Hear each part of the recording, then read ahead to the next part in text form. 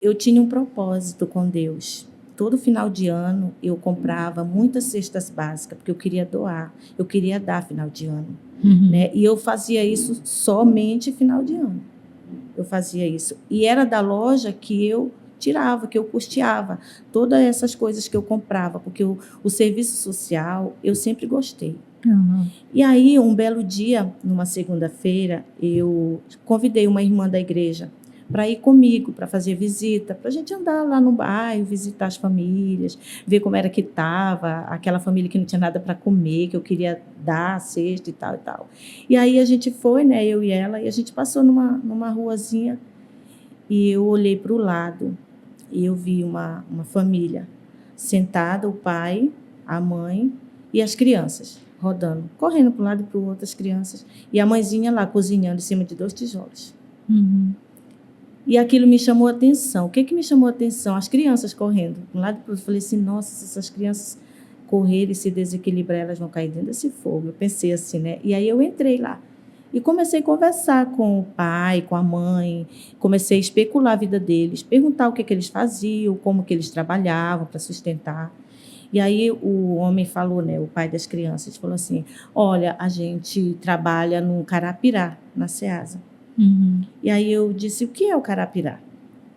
Ele disse, o Carapirá é um local que tem no Ceasa, aonde são desprezados as verduras, os legumes, que não servem mais para o consumo. Tipo, estragou, ele joga tudo para aquele canto. Aham. E aí lá ficam muitas pessoas pegando. Tem pessoas que pegam para o seu consumo e outras pegam para vender. Uhum. No caso deles, eles pegavam, no caso a cenoura, cortavam um pedaço da cenoura, aqui não, que estava estragada, descartava e pegava um pedacinho e botava na sacolinha. O tomate, né, aqueles tomatezinhos pequenos que estava bom, em perfeito estado, dava para o consumo, eles faziam aquelas sacolinhas e vendiam de R$1. E assim ele me contava, estava me contando a história dele, que era assim que ele sustentava a família. Uhum. E aí eu me comovi, né, com aquela situação. Eu disse, então vamos fazer o seguinte, amanhã eu vou voltar para me trazer uma cesta básica para vocês. E aí ele falou assim, tá, tudo bem. E aí eu me identifiquei, falei meu nome e tal. E aí, antes disso, ela tinha falado para mim que ela estava cozinhando porque tinha acabado o gás dela. Uhum. E aí eu liguei para o meu filho foi lá, trocou o botijão dela, né, num cheio. E a gente saiu, e eu mais essa irmã, a gente saiu. E no outro dia, prontamente, eu volto lá, e aí a minha irmã já vai junto comigo. Porque assim, quando Deus ele quer fazer algo, ele sempre coloca alguém de testemunhar, alguém de testemunha para testemunhar aquela situação. E aí a minha irmã nos dirige, né? Sempre quando ela ia trabalhar, ela sempre ia comigo. Uhum. E nesse dia eu até falei para ela da cesta que eu tinha que levar. Ela falou, mana, eu te ajudo. Inclusive, ela me ajudou também na cesta, a comprar o material. E a gente foi lá entregar. E na hora que a gente chega, lá tem um caminhozinho que tem... É tipo difícil acesso, né? Uhum. A gente entrou. E na hora que eu chego lá para bater na porta, o cadeado estava só assim, semi-aberto, assim, não estava trincado, né? Uhum. E aí eu bati na porta. E aí eu ouvi as crianças chorar lá dentro.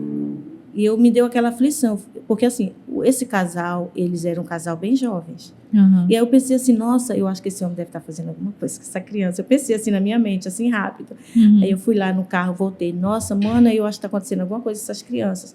Ela falou, nossa, Clô, será? E ela gosta muito de criança, ela desceu do carro e a gente foi lá junto, né? Eu fui junto com ela, a gente abriu o cadeado e nós entramos na casa. E tinha um quarto que estava fechado, mas tinha um preguinho assim com fio, né, enrolado. A gente desenrolou, abrimos a porta e a gente encontrou 2 crianças.